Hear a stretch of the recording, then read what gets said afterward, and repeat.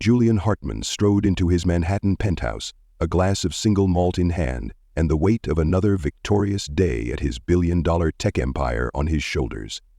The view from the floor-to-ceiling windows showcased the city's glittering skyline, a tangible reflection of his success. But tonight, the shimmering lights felt hollow. He had spent the day navigating a critical board meeting, defending a merger that promised exponential growth.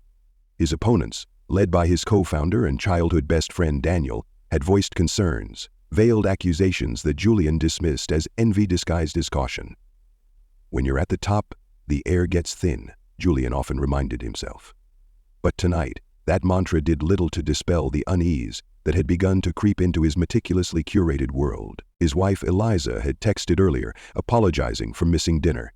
"Helping Mia with wedding details," she'd said. Julian's lip twitched upward. Eliza had always been the thoughtful one, the glue that kept their busy lives intact. Yet, as he sipped his whiskey, a nagging thought surfaced. This was the third time in 2 weeks she had canceled on him, with the same excuse. The Hartmans were the picture of perfection, a power couple gracing the covers of magazines, attending galas arm in arm, dazzling everyone with their effortless charm. But lately Eliza's laughter felt a beat too forced, her affection a fraction too rehearsed. Julian shrugged off the thought. His analytical mind, honed for dissecting financial models and predicting market trends, had a habit of overanalyzing. Yet he couldn't shake the pull to verify her story. It was a small tug, like a loose thread in a tailored suit. He picked up his phone and searched for Mia's Bridal Boutique, a luxurious shop nestled in the Upper East Side. Julian wasn't proud of what he was about to do. Snooping didn't align with his character. But something compelled him to make the call. "Mia's Bridal," a cheerful voice chirped. "Yes, hi, this is Julian Hartman. My wife mentioned she was helping her friend Mia this evening. I wanted to send over some flowers to surprise them. Could you confirm they're still there?" The lie rolled off his tongue with practiced ease. There was a pause, then a polite, "I'm sorry, Mr. Hartman, but Mia left over an hour ago." There was no one with her at the time. Julian's fingers tightened around his glass. His heartbeat quickened as the thread of doubt unraveled further. A mix of guilt and suspicion brewed in his chest. He set the glass down, grabbed his coat, and instructed his driver to head to the boutique. As the car sped through the city, Julian stared at his reflection in the window, his composed exterior masking the storm inside. The boutique's dim lighting spilled onto the sidewalk when they arrived. He stepped out, his polished shoes clicking against the pavement. Through the glass, he saw her. Eliza stood near a gilded mirror, holding a gown against herself, its satin fabric cascading like liquid silver. She was laughing, a carefree, melodic sound he hadn't heard in months. But it wasn't the laughter that froze Julian in place. It was the man standing beside her. Daniel. Julian's best friend leaned in, brushing a strand of hair from her face with a familiarity that made Julian's stomach churn. The intimacy was undeniable. He felt the world tilt. His wife's betrayal wasn't just personal. It was professional. If Daniel was capable of this, what else had he done behind Julian's back? Questions swirled in his mind, the weight of potential collusion and deceit pressing down like a vice. Yet Julian didn't burst into the boutique or confront them. He simply turned on his heel and walked away, his mind already calculating his next move. Julian Hartman didn't react on impulse. He didn't cry, shout, or plead. He strategized. The thread had unraveled, but Julian was already weaving a new one, a plan to unravel their lives just as they had unraveled his. Julian sat in his study, the soft glow of his desk lamp illuminating a sea of paperwork and the blinking cursor on his laptop screen. The image of Eliza and Daniel together replayed in his mind like a haunting refrain, each iteration sharpening his focus rather than dulling it. He wasn't the kind of man to wallow in heartbreak, no. Julian's strength lay in his ability to methodically dismantle problems, piece by piece, until he regained control. But this wasn't just a problem, it was personal. His wife, his best friend, and the betrayal that linked them threatened to upend not only his marriage, but his career. Daniel wasn't just a co-founder of Hartman Technologies. He was privy to the company's deepest secrets, its strategies, its vulnerabilities. Julian needed clarity before taking action, so he set about collecting the facts. The first step was to validate what he had seen. He hired a private investigator, a grizzled man named Garrett, who specialized in uncovering uncomfortable truths. Julian handed over photos of Eliza and Daniel, along with detailed schedules he had memorized over years of working closely with both of them. "Follow them," he instructed. "I need confirmation of the extent of their partnership." Garrett raised an eyebrow but didn't ask questions. He was discreet and efficient, two qualities Julian valued above all else. While Garrett dug into their lives, Julian focused on his own investigation at Hartman Technologies. He stayed late at the office, combing through financial records, correspondence, and project files.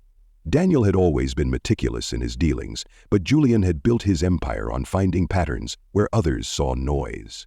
He found it in the expense reports, a series of unauthorized transactions linked to a shell company. The amounts were small enough to avoid immediate suspicion, but significant enough to indicate something larger. The name on the account sent a chill down Julian's spine. Eliza Hartman. This wasn't just infidelity. It was embezzlement, collusion, a deliberate act of sabotage. The threads of betrayal wove deeper than he had imagined. Julian didn't confront them yet. That would be too easy. Instead, he observed, waiting for them to make a mistake. He noticed subtle changes in Eliza.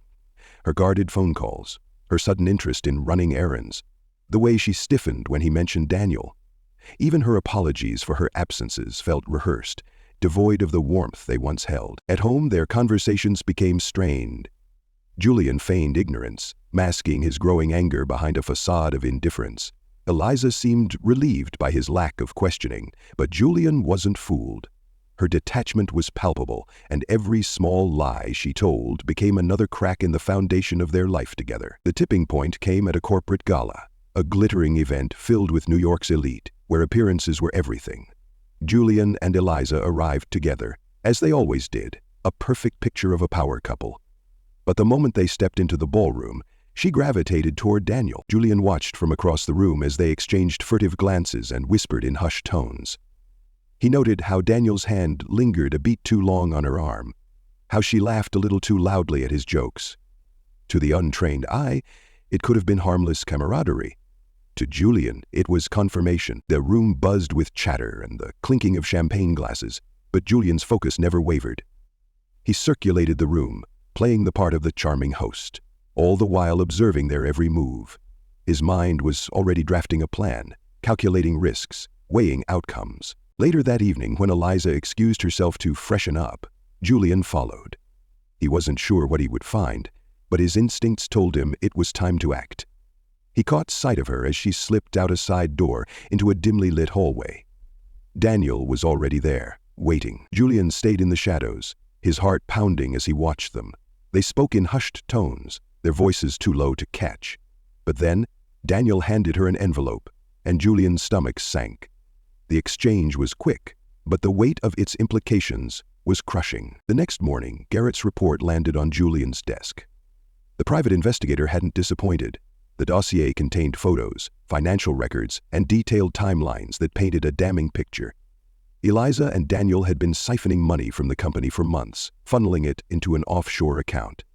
They had leveraged insider information to manipulate stock prices, profiting while jeopardizing Hartman Technologies' stability. But the most gut-wrenching revelation wasn't in the numbers. It was in the photographs. One, in particular, stood out. A candid shot of Eliza and Daniel at a secluded vineyard, her hand on his chest, his lips brushing her forehead. They looked happy, intimate, in love. For Julian, it was the ultimate betrayal. That evening, Julian sat alone in his study, staring at the evidence spread out before him. He felt a whirlwind of emotions, anger, heartbreak, disbelief. But beneath it all was a burning determination to reclaim control. He began formulating a plan, one that would expose their deceit while safeguarding his company and his reputation. It wasn't just about revenge, it was about justice. He wouldn't let them destroy everything he had built. Over the next week, Julian set his plan in motion. He began subtly undermining Daniel's authority at Hartman Technologies, reassigning key projects and redirecting resources.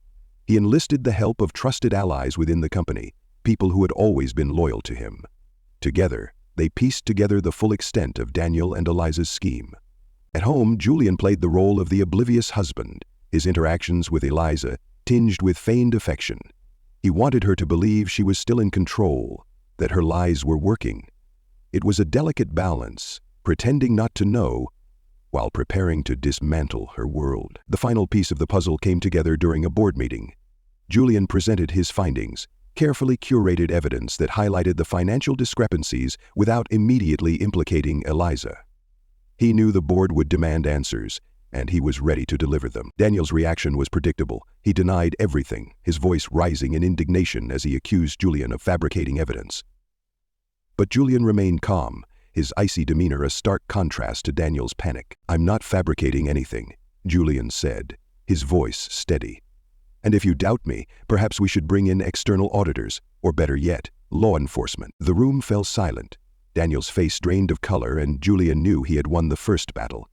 But this was far from over. That evening, Julian confronted Eliza. He laid out the evidence, his voice cold and measured as he recounted her betrayals. She tried to deny it at first, her voice trembling as she accused him of being paranoid. But when Julian produced Garrett's report, her facade crumbled. Tears streamed down her face as she begged for forgiveness. But Julian felt nothing but contempt. "You didn't just betray me," he said, his voice laced with quiet fury. "You betrayed everything we built together. And for what?" "Him?" Eliza had no answer. As Julian watched her pack her belongings and leave their home, he felt a strange mix of relief and sorrow. The woman he had loved was gone, replaced by a stranger who had nearly destroyed him. But Julian wasn't broken. He was stronger than ever, and he was ready to reclaim his life. The web of betrayal had been exposed. But Julian knew this was only the beginning. The battle wasn't over, but for the first time in weeks, he felt in control. And for a man like Julian Hartman, control was everything. Julian Hartman was not a man who relished vengeance for its own sake. But betrayal, especially from those he had trusted implicitly, was an affront that demanded a measured response. With Eliza gone and Daniel's denial hanging in the air like a sour note, Julian turned his attention to the meticulous unraveling of their plans. To him, justice wasn't about anger or chaos. It was about precision, control, and ensuring that the scales were tipped decisively in his favor. Sitting in his penthouse, Julian began to lay the groundwork for his next moves. The city lights sparkled below, a constant reminder of the empire he had built. This wasn't just about saving his company or his reputation. It was about reasserting his place at the top, exposing the collusion. The first step was to build an airtight case against Daniel. Though the evidence Garrett had provided was damning, Julian knew it wouldn't be enough to bring Daniel down completely, not in the corporate world, where every move was subject to scrutiny. He needed more. Julian started by quietly reaching out to employees who had worked closely with Daniel. He phrased his inquiries carefully, couching them as routine evaluations of project efficiency. Most were too nervous to say much, but a few offered telling anecdotes: unusual meetings outside office hours, inexplicable delays in key projects, and whispered suspicions that Daniel had been leaking information to competitors. Then there was the financial trail. Julian hired a forensic accountant to dig deeper into the transactions tied to the shell company. Within days, they uncovered a network of accounts that traced back not only to Daniel, but to several business contacts who had benefited from insider knowledge. The web of collusion was larger than Julian had anticipated, and its reach extended into the upper echelons of the industry. But the most shocking discovery came when Julian stumbled upon an email chain buried in archived company correspondence. It was a conversation between Daniel, Eliza, and one of their co-conspirators, outlining plans to undermine Julian's authority and gradually push him out of his own company. The betrayal wasn't just opportunistic, it was premeditated. Julian knew he couldn't expose the full extent of Daniel and Eliza's scheme without risking the company's reputation. Investors valued stability, and a public scandal could send Hartman Technologies into a tailspin.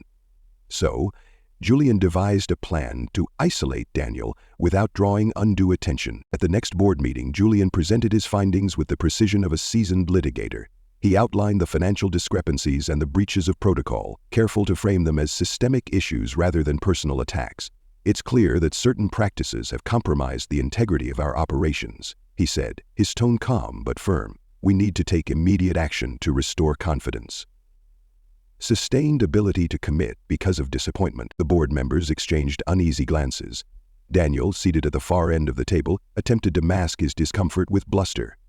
"This is ridiculous," he said, his voice rising. "You're blowing minor irregularities out of proportion." Julian didn't take the bait. Instead, he handed out a dossier of evidence to each board member. "These aren't minor irregularities," he said.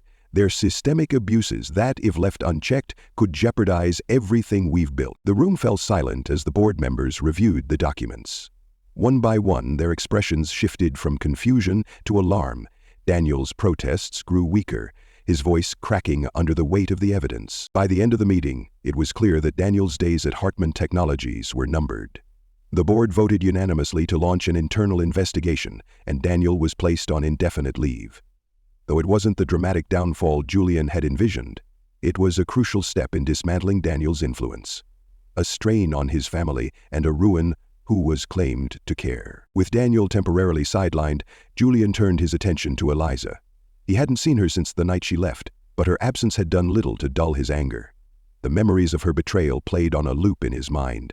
The laughter in the boutique, the clandestine meetings, the way she had so easily lied to his face. One evening, as Julian reviewed documents in his study, his phone buzzed with an incoming call. It was Eliza. For a moment he considered ignoring it, but curiosity got the better of him. "Julian," she began, her voice tentative, "I know I'm the last person you want to hear from, but I need to talk to you." "Whoa, Gemma." Julian's jaw tightened. "You lost the right to need anything from me the moment you chose him." There was a long pause on the other end. When she finally spoke, her voice was tinged with desperation. "It wasn't supposed to go this far. I never meant to hurt you." Julian's laugh was cold and humorless. "You didn't just hurt me, Eliza. You betrayed me. You betrayed us. And for what? A man who would sell out his best friend for a quick profit?" "I didn't know," she said, her voice breaking. "I didn't know what Daniel was planning. He told me. It was all for us." "For us?" Julian's voice was a low growl. "Don't insult my intelligence. You were complicit, Eliza. You knew exactly what you were doing."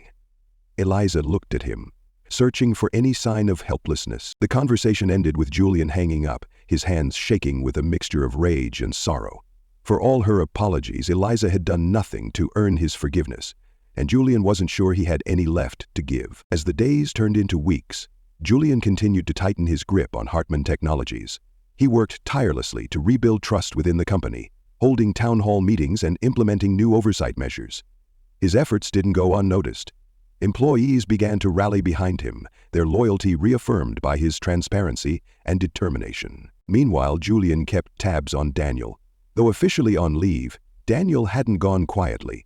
Rumors swirled that he was planning a hostile takeover, leveraging his remaining connections to stage a comeback. But Julian was always one step ahead. Using the information gathered by the forensic accountant, Julian filed a confidential report with federal regulators, outlining Daniel's involvement in insider trading and financial misconduct.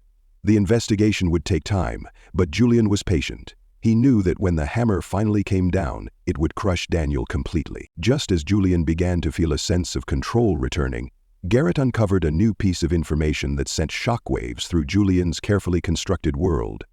It seemed Daniel hadn't been working alone. There was another player in the game, someone within Hartman Technologies who had been feeding him information. Julian's heart sank as he reviewed the findings. The mole was someone he had trusted implicitly, someone he had mentored and groomed for leadership. The betrayal was a gut punch, a reminder that even the most vigilant minds could be blindsided. But Julian didn't let the revelation break him. Instead, he saw it as an opportunity to reinforce his strategy. He began laying traps, feeding false information to the suspected mole to confirm their involvement. When the truth finally came to light, Julian felt a grim satisfaction. The betrayal ran deep, but his resolve ran deeper. By the end of the third phase of his plan, Julian had positioned himself as both the architect of Hartman Technologies' recovery and the harbinger of justice for those who had wronged him. His actions were deliberate, his moves calculated. The final pieces were falling into place, but Julian knew the battle wasn't over. There would be more revelations, more challenges, but for the first time in weeks, he felt a renewed sense of purpose. Hartman wasn't just surviving the fallout. He was mastering it. And he wasn't done yet. Julian had learned long ago that power wasn't about brute force. It was about leverage. And as he sat in the boardroom of Hartman Technologies, the room filled with murmurs of uncertainty, he knew he was holding all the cards. The board was split. Some members still clung to their loyalty to Daniel, while others leaned cautiously in Julian's favor. It was a delicate balance, but Julian thrived under pressure. Julian raised his glasses and poured himself a cup of black coffee. He wasn't just orchestrating a coup. He was reshaping the very foundation of the empire he had built. The air in the room was thick as Julian presented the latest findings. His voice was calm, measured, but every word carried the weight of undeniable evidence. Emails, financial records, and carefully documented accounts of Daniel's misdeeds were displayed on the screen behind him. The board members shifted in their seats, their discomfort growing with each passing minute. Julian could see the cracks forming in their resolve, the realization that aligning with Daniel was no longer a viable option. As Julian spoke, he made eye contact with each member, pausing just long enough to let his points sink in. "This is not about personal grievances," he said, his tone steady. "This is about the survival of Hartman Technologies. We cannot afford to ignore these actions, nor can we allow them to go unpunished.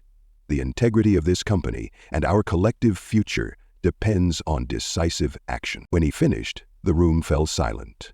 Daniel, seated at the far end of the table, glared at Julian with a mixture of rage and desperation. It was the look of a man who knew he was losing, but Daniel wasn't ready to go down without a fight. He stood, his voice sharp as he accused Julian of fabricating evidence, of staging a coup for his own gain. His words were biting, his tone accusatory, but the desperation behind them was palpable. Julian didn't flinch. He let Daniel rant, his calm demeanor contrasting starkly with Daniel's unraveling composure. When Daniel finally paused, Julian leaned forward, his hands clasped on the table. "If you have evidence to support your claims," he said evenly, "I suggest you present it now. Otherwise, I believe this discussion is over." Daniel faltered, his bluster fading as the board members turned their attention to him. He stammered, grasping for an argument that didn't exist. The silence that followed was deafening. Julian didn't need to say anything more. The decision was clear. When the board voted to remove Daniel from his position, Julian felt a surge of satisfaction. But it was a hollow victory. The damage Daniel had done couldn't be undone overnight, and Julian knew the road ahead would be fraught with challenges. Still, he had taken the first step toward reclaiming his company and his life. A life. Outside the boardroom, the tension lingered. Whispers of speculation and uncertainty filled the air as employees tried to make sense of what had happened. Julian moved through the halls with his usual confidence, but beneath the surface, he was already planning his next moves. The battle with Daniel was far from over, and Julian knew he couldn't afford to let his guard down. Putting his doubts aside, that evening, as Julian reviewed the latest reports in his study, he received a message from Garrett. The private investigator had uncovered another piece of the puzzle, one that sent a chill down Julian's spine. The offshore accounts tied to Daniel and Eliza weren't just a means of embezzling funds. They were part of a larger scheme involving competitors and potential buyouts.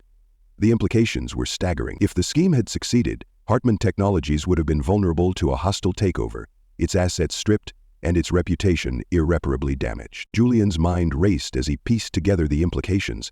This wasn't just about personal betrayal, it was about corporate warfare. Daniel and Eliza had been pawns in a larger game, their greed and ambition manipulated by outside forces. The revelation deepened Julian's resolve. He wasn't just fighting for his company anymore. He was fighting to tear everything he had built from those who sought to tear it down. The next morning, Julian called a meeting with his most trusted advisors. He laid out the situation, sparing no detail as he explained the threats facing the company.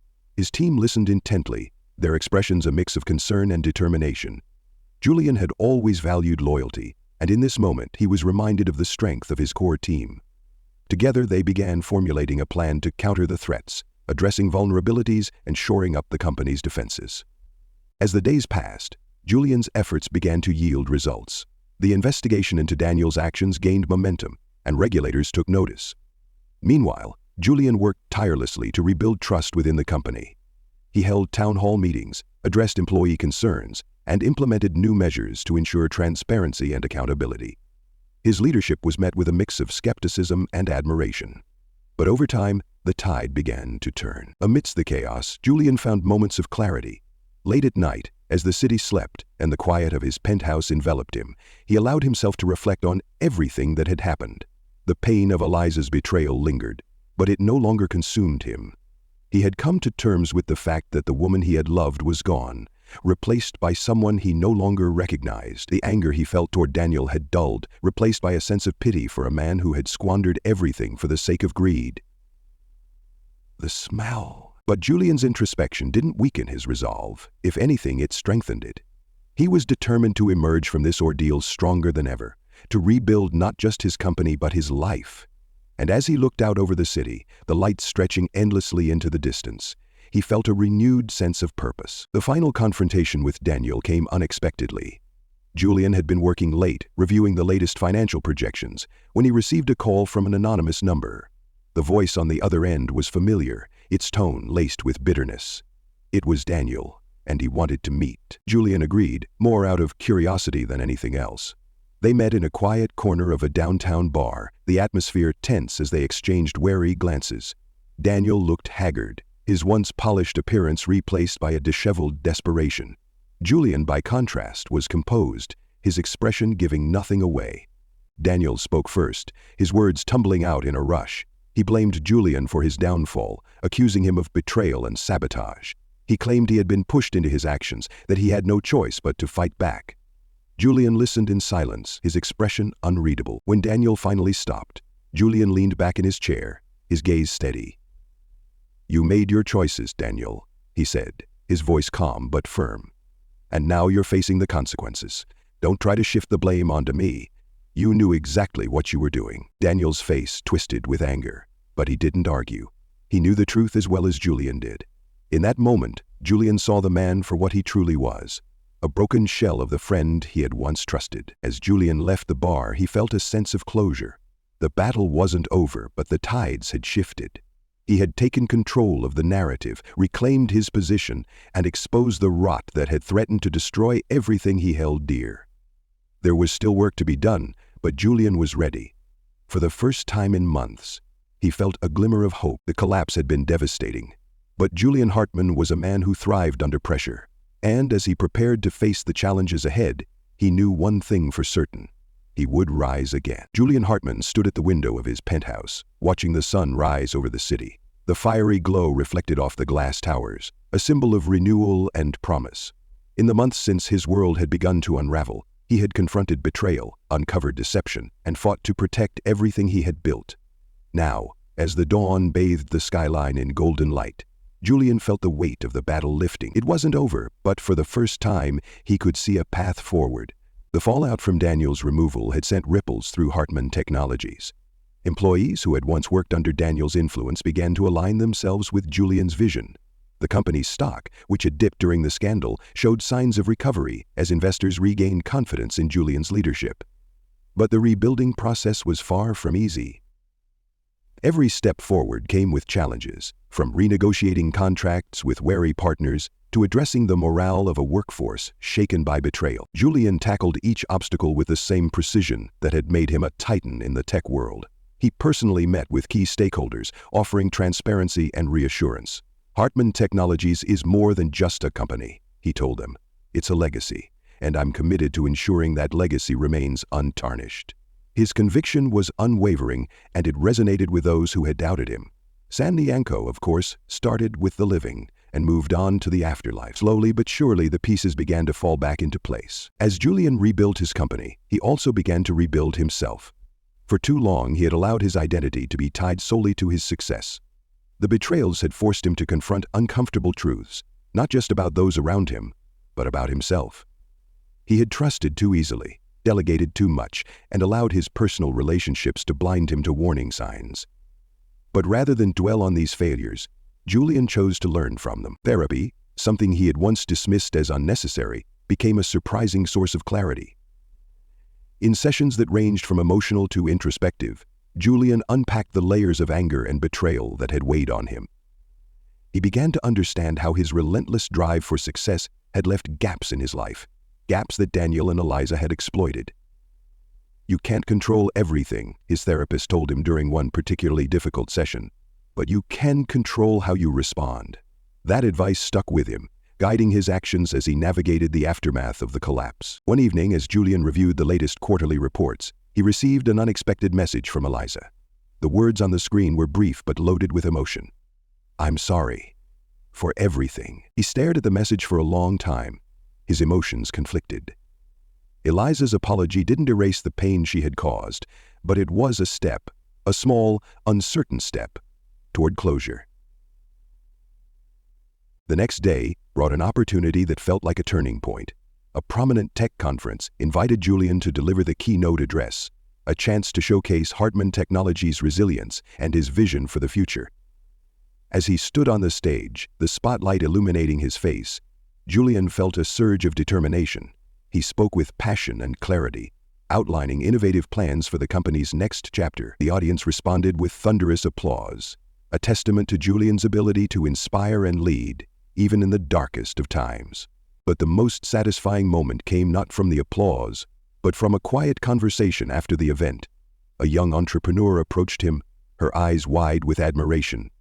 "Your story inspires me," she said. "Not just your success, but how you handled everything when it fell apart.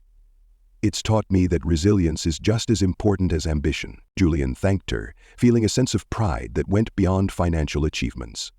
He had always been driven by the need to succeed, but now he realized the true measure of a leader wasn't in how they thrived when everything was going well. It was in how they rebuilt when everything crumbled. As the weeks turned into months, Julian continued to rise. Daniel's legal battles escalated, with regulators uncovering further evidence of his wrongdoing. The man who had once been Julian's closest friend now faced the collapse of his own life, and Julian felt a strange mix of satisfaction and pity. He didn't gloat. He didn't need to. The consequences were punishment enough. Hartman Technologies, meanwhile, entered a new era. Under Julian's leadership, the company launched a groundbreaking initiative in sustainable technology, a project that not only boosted its public image, but also gave Julian a renewed sense of purpose. For the first time in a long while, he felt like he was building something truly meaningful, not just profitable. On a quiet evening, months after the storm had passed, Julian found himself back in his penthouse, the city stretching out before him. He poured himself a glass of whiskey and sat on the balcony, the cool night air brushing against his face. For the first time, he allowed himself to reflect, not with anger or regret, but with a sense of closure. The betrayal had been devastating, but it hadn't broken him. It had tested him, forcing him to confront his vulnerabilities and redefine his priorities. And in the end, it had made him stronger. As Julian looked out at the city, he felt a sense of calm he hadn't experienced in years. The battle was over, but the lessons would stay with him. Betrayal had nearly destroyed him, but resilience had saved him.